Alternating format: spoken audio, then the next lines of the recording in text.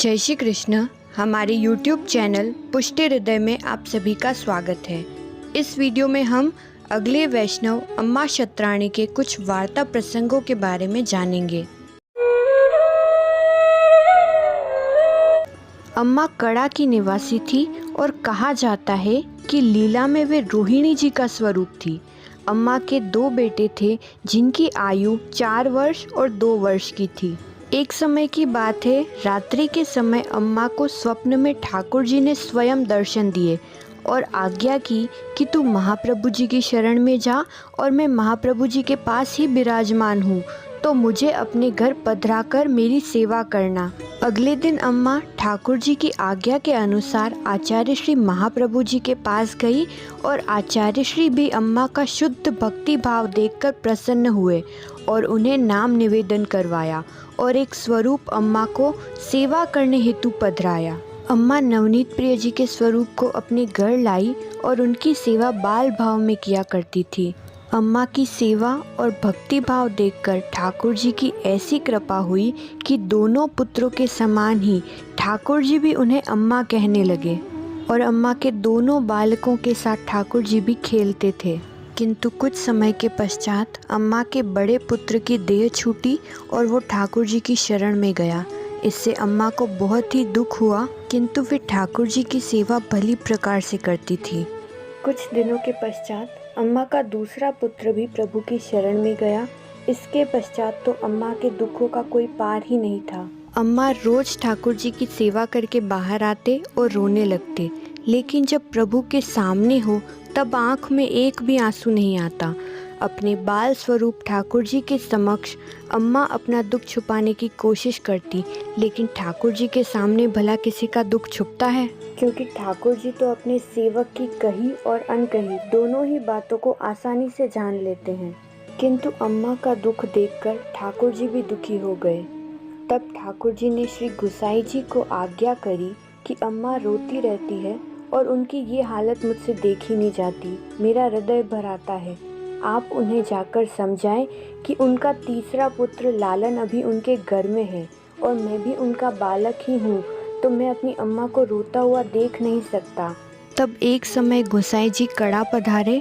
उन्होंने अम्मा से भेंट की और कहा कि अम्मा, तुम्हारे दोनों पुत्रों के समाचार मिले, अत्यंत दुख हुआ जानकर, लेकिन क्या तुम अपने तीसरे पुत्र को भूल गई जो अभी भी तुम्हारे घर में विराजमान है? और तुम्हें रोता देखकर तुम्हारे लालन को और भी अधिक दुख होता है। तब अम्मा ने कहा कि महाराज, मैं इसलिए नहीं रोती कि मेरे बालक चले गए, मैं तो ये सोचकर दुखी होती हूँ कि मेरे लालन के साथ खेलने वाले चले गए।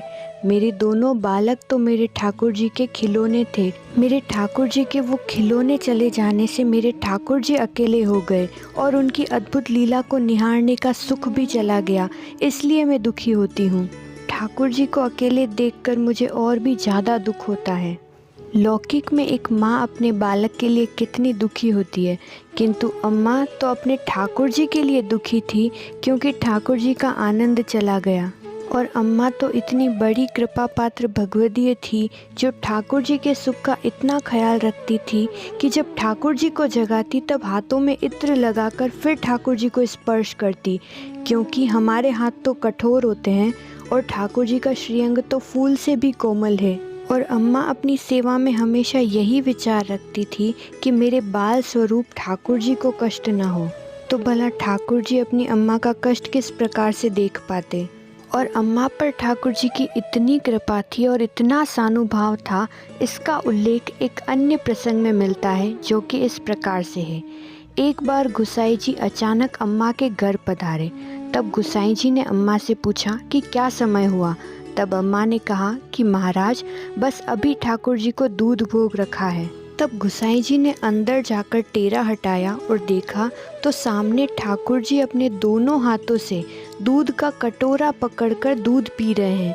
तब यह दृश्य देखकर गुसाई जी अति प्रसन्न हुए और अम्मा से कहने लगे कि अम्मा, ठाकुर जी की तुम पर बहुत कृपा है और अत्यंत प्रीति है कि तुम ठाकुर जी को जो सामग्री भोग रखती हो वे स्वयं आरोगते हैं। अम्मा के वार्ता प्रसंगों से हमें ये सीखने को मिलता है कि भक्ति का कोई उचित समय नहीं होता, इसलिए जब भी मन में जो भी अलौकिक विचार आए, सेवा के प्रति वो कर लेना चाहिए, क्योंकि जीवन में हम जो चाहते हैं, जैसा चाहते हैं वैसा हो ज़रूरी नहीं है। अम्मा के जीवन में इतने दुख आए, किंतु उन्होंने ठाकुर जी के सुख का विचार पहले किया। उन्हें अपने से ज़्यादा ठाकुर जी के सुख और आनंद की चिंता थी। यह वीडियो आपको कैसी लगी हमें कमेंट करके ज़रूर बताइएगा और इसे अपने परिवारजन और मित्रों के साथ शेयर भी कीजिए। जय श्री कृष्ण।